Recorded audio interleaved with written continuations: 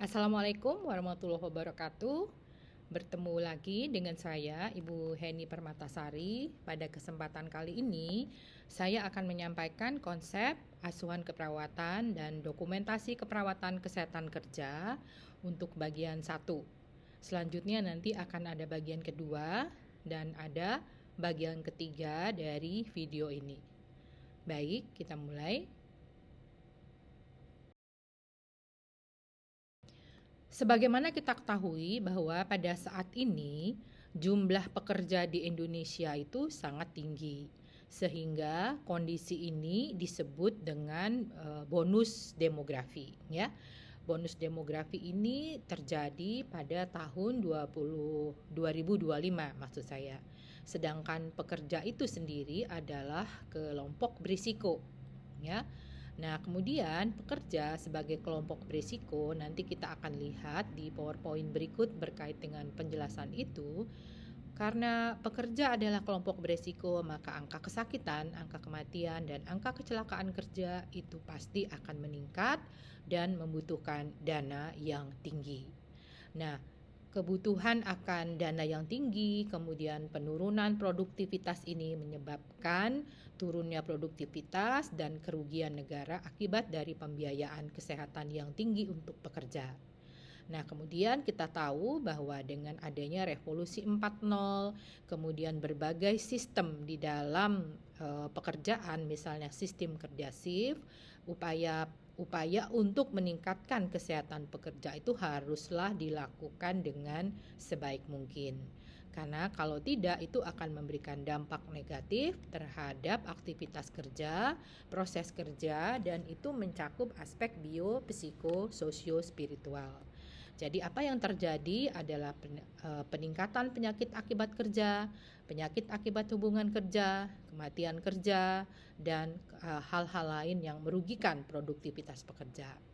Nah, sementara perawat sebagai salah satu tenaga kesehatan itu belum dioptimalkan dalam upaya preventif dan promotif karena salah satunya adalah tindakan keperawatan yang dilakukan di tempat kerja itu kebanyakan adalah upaya yang sifatnya hanya sekunder dan tersier saja. Nah, latar belakang inilah yang menyebabkan mengapa kita sebagai perawat saat ini harus mendalami lebih jauh tentang apa itu keperawatan kesehatan kerja. Baik,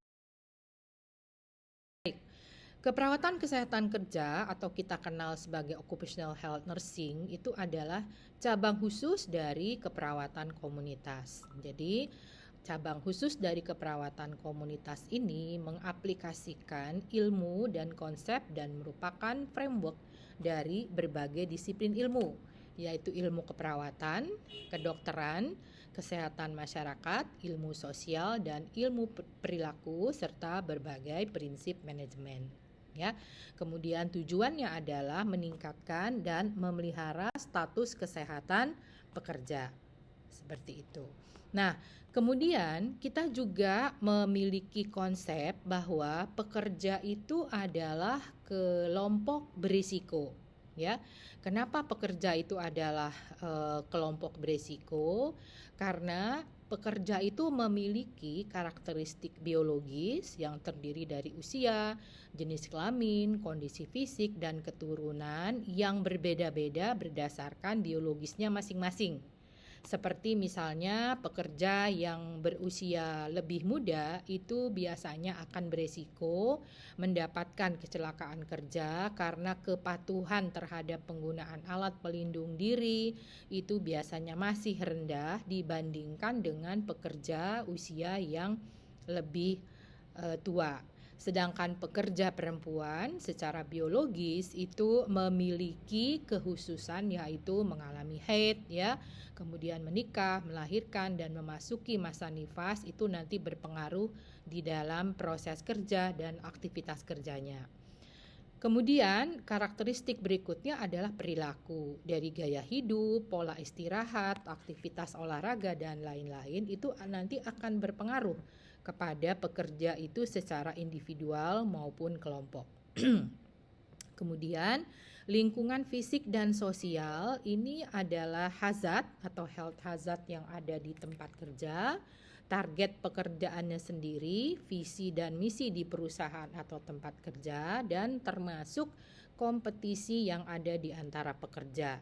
Nah, kondisi ini sebetulnya mempengaruhi bagaimana saat ini pada usia produktif, agregat itu harus bekerja sebagai tugas perkembangan manusia dewasa, tuntutan peran sosial dan kehidupan, ya harus memiliki pekerjaan untuk mendapatkan penghasilan, kemudian memenuhi kebutuhan, ya sumber produktivitas, dan termasuklah sarana ekspresi diri untuk masing-masing individu. Jadi selain memenuhi kebutuhan keluarga, bekerja juga adalah sarana ekspresi diri bagi kita. Nah, hal-hal inilah biologis, perilaku, lingkungan fisik, dan mengapa seseorang harus bekerja itu menjadikan pekerja itu sebagai kelompok at risk, ya. Selanjutnya kalau kita lihat bagaimana jumlah pekerja sekarang yang ada.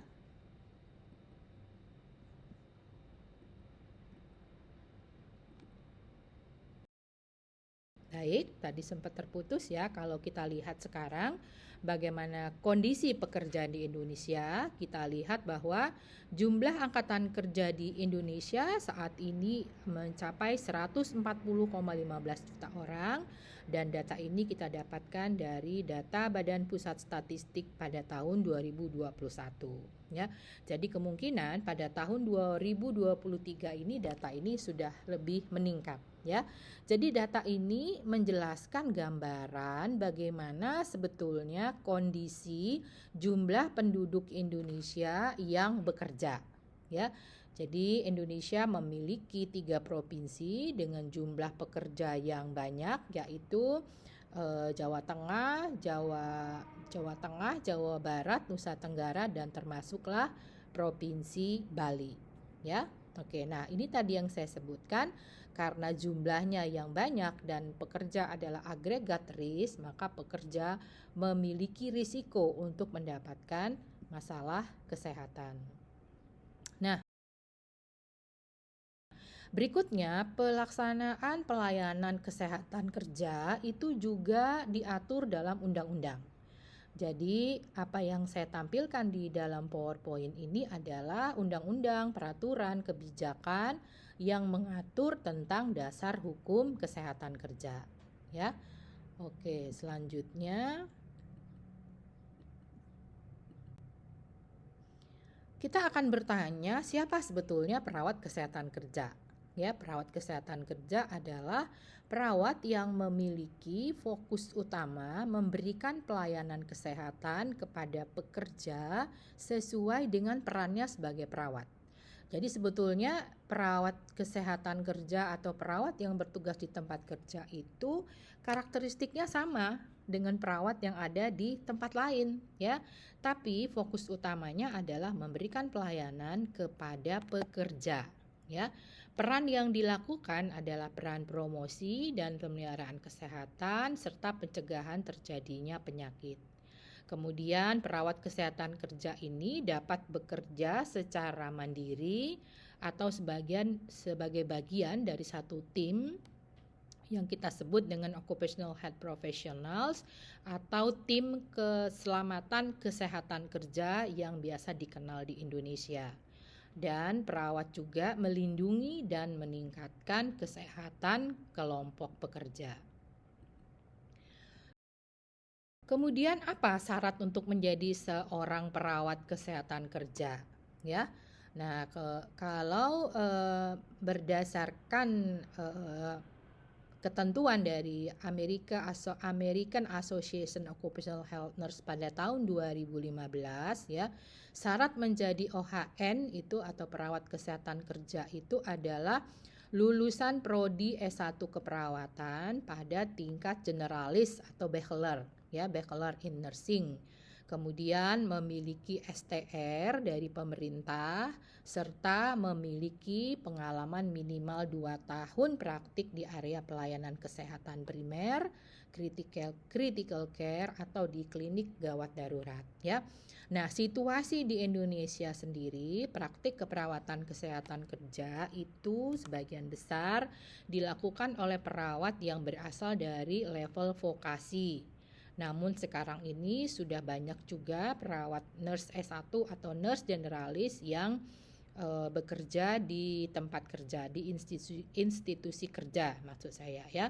Nah, sebagian besar mereka itu mendapatkan pelatihan yang berasal dari pelatihan Kemenaker ya, pelatihan Hiperkes, namun belum banyak ya, atau masih sedikit sekali mereka itu yang mendapatkan sertifikasi terkait kompetensi mereka sebagai seorang perawat kesehatan kerja. Oke. Kalau kita bandingkan dengan persyaratan yang ditentukan oleh AAOHN tadi, di Indonesia juga kita masih mengenal paramedik dan OH nurse ya. Jadi kondisi saat ini paramedik dan OH nurse ini sebenarnya mereka adalah perawat ya yang bekerja di tempat kerja, namun ada beberapa ketentuan atau persyaratan. Misalnya kalau untuk paramedik yang bertugas di tempat kerja itu mereka harus memiliki sertifikat pelatihan basic trauma dan cardiac life support, kemudian pelatihan Hiperkes, lisensi STR perawat, pengalaman bekerja di rumah sakit atau klinik minimal 1 tahun, ini lebih diutamakan, dan biasanya dituntut yang memiliki kemampuan berbahasa Inggris dan memiliki kemampuan public speaking yang baik gitu ya. Nah, kalau kemudian mereka dipromosikan sebagai OH nurse, itu mereka harus memiliki atau memiliki sertifikat yang berkaitan dengan pelatihan basic trauma dan cardiac life support BTCLS tadi, tetapi juga harus memiliki pelatihan advance cardiac life support ya, ini lebih diutamakan.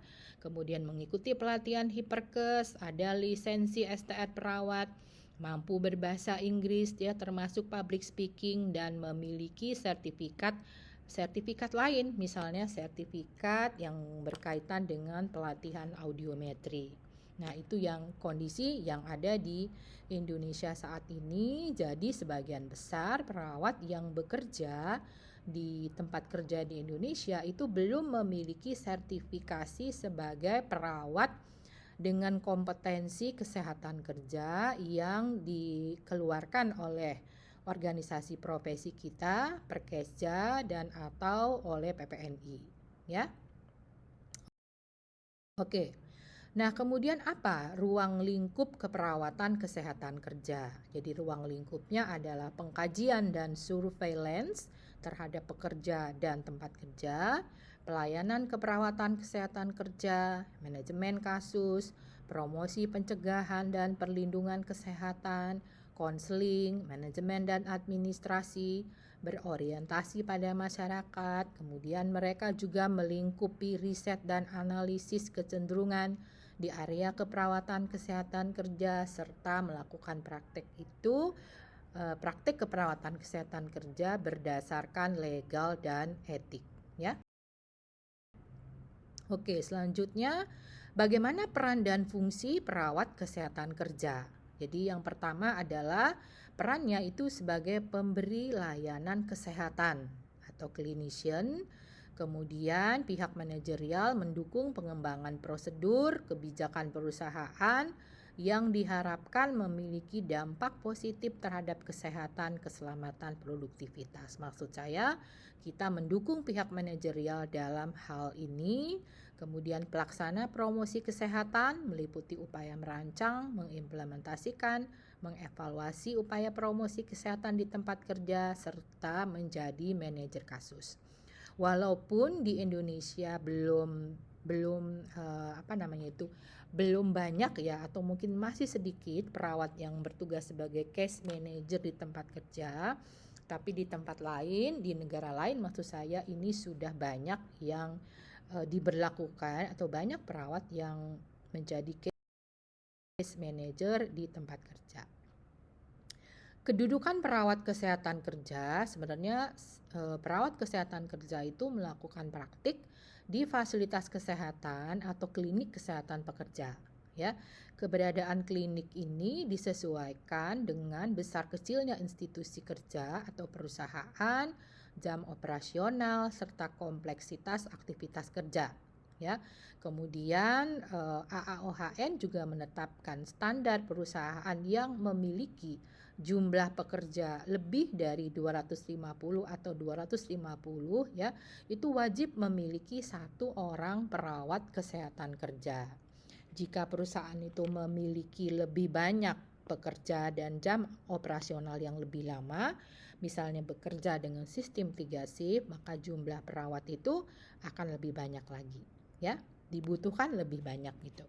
Nah, kondisi di Indonesia sendiri, klinik perusahaan itu berada sejajar dengan divisi kesehatan atau kita sebut dengan klinik-klinik kesehatan, atau mereka bisa di bawah atau berada di bawah koordinasi Departemen HSE, Health Safety Environment atau divisi K3, ya.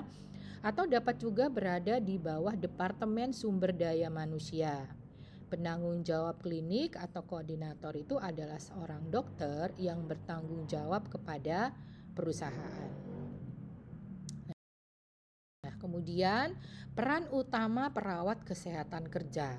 Sebetulnya kita dapat membuat lebih sederhana, ya, apa sebetulnya peran utama perawat kesehatan kerja. Peran utamanya itu adalah sebagai pemberi pelayanan keperawatan atau clinician. Jadi perawat di tempat kerja itu terlibat secara langsung dengan pekerja melalui tindakan pertolongan pertama pada kasus kecelakaan dan kegawat daruratan atau emergency response, pemberian terapi sesuai dengan praktik yang berlaku baik secara mandiri maupun berkolaborasi dengan profesi kesehatan lain, melakukan upaya pertolongan pertama pada kasus kecelakaan kegawat daruratan, kemudian Perkesja mengkaji kesehatan individu, kelompok pekerja, serta kesehatan lingkungan kerja. Ya, jadi dilakukanlah tindakan pengkajian kesehatan, pemeriksaan fisik, pengawasan program pengobatan, ya, serta berbagai upaya direct care lainnya. Kemudian Perkesja juga melaksanakan asuhan keperawatan kepada individu, keluarga, dan kelompok pekerja. Jadi, asuhan keperawatan itu dilakukan dengan menggunakan pendekatan proses keperawatan. Jadi, sebetulnya sama dengan perawat pada setting lainnya. Kemudian, yang kedua, peran utama perawat kesehatan kerja itu adalah melakukan promosi dan prevensi kesehatan di tempat kerja. Promosi kesehatan di tempat kerja berbeda dengan setting lain, ya. Misalnya kita di setting masyarakat, kita mengumpulkan lansia, itu mudah untuk dikumpulkan, untuk diberikan upaya promosi kesehatan atau pendidikan kesehatan. Tetapi berbeda dengan pekerja. Jadi kalau pekerja, upaya promosi kesehatan yang kita berikan itu harus memperhatikan kebutuhan pekerja, ketersediaan waktu pelaksanaan promosi kesehatan, dan tidak boleh, ya, tidak dapat mengganggu waktu proses produksi atau jam kerja, menggunakan IT yang dapat menjangkau seluruh pekerja, mendapatkan dukungan dari pihak manajemen sesuai level, dan memiliki daya ungkit yang tinggi. Ini pernah dilakukan satu penelitian yang berkaitan dengan presentasi waktu yang digunakan oleh perawat kesehatan kerja. Jadi ternyata 31% waktu yang banyak digunakan oleh perawat di tempat kerja ini adalah melakukan direct care, kemudian manajer atau koordinator, case manager, educator atau advisor, konsultan, dan melakukan tugas-tugas lain itu sebetulnya hanya 5%. Seperti itu. Oke. Selanjutnya, dari yang saya sampaikan terkait dengan konsep teori tadi, sebetulnya kita masih memiliki masalah untuk pelayanan kesehatan pekerja di Indonesia. Jadi yang pertama itu adalah tenaga kesehatan termasuk perawat itu belum melaksanakan pelayanan kesehatan kerja itu dengan optimal. karena kurangnya pemahaman, keterbatasan intervensi, dan kurangnya pengetahuan. Kemudian tenaga kesehatan juga belum melaksanakan pelayanan kesehatan kerja ini dengan optimal. Ya, lebih banyak tenaga kesehatan di tempat kerja itu melakukan pelayanan kuratif, walaupun memang mereka berkolaborasi ya dengan dokter dan petugas administrasi klinik. Kemudian peran dan tugas fungsi OHN itu belum sesuai dengan konsep teori OHN seperti yang tadi saya jelaskan. Kemudian praktik keperawatan itu belum dilakukan dalam bentuk asuhan keperawatan dengan menggunakan pendekatan proses keperawatan. Sementara tugas-tugas non keperawatan itu lebih banyak dilakukan oleh perawat yang bertugas di tempat kerja. Ini sudah kita dapatkan dari berbagai penelitian yang dilakukan ya. Peran utama sebagai perawat menjadi kurang atau tidak optimal dan perawat itu masih disebut dengan paramedis. Kemudian pihak manajemen perusahaan itu juga belum memahami apa sebenarnya peran, fungsi, tugas perawat di tempat kerja itu. Jadi masih ada persepsi yang salah tentang apa itu peran perawat, peran fungsi perawat itu di tempat kerja. Nah, inilah yang menyebabkan kondisi pelayanan keperawatan kesehatan kerja saat ini belum optimal. Persepsi perawat juga kurang tepat mengenai peran dan fungsinya. Kemudian masih ada kondisi abu-abu ya antara kompetensi dan kewenangan praktik dari Kementerian Kesehatan dan Kemenaker. Kemudian kurangnya kualifikasi, peraturan, dan ketentuan dalam rekrutmen terhadap perawat kesehatan kerja, dan masih terdapat kesenjangan antara kondisi saat ini dan kondisi ideal yang diharapkan dari perawat di tempat kerja. Demikian apa yang dapat saya jelaskan pada bagian 1 atau bagian pertama dari konsep keperawatan kesehatan kerja ini. Kita nanti akan bertemu pada bagian 2 dari konsep dan asuhan keperawatan kesehatan kerja. Terima kasih. Assalamualaikum warahmatullahi wabarakatuh.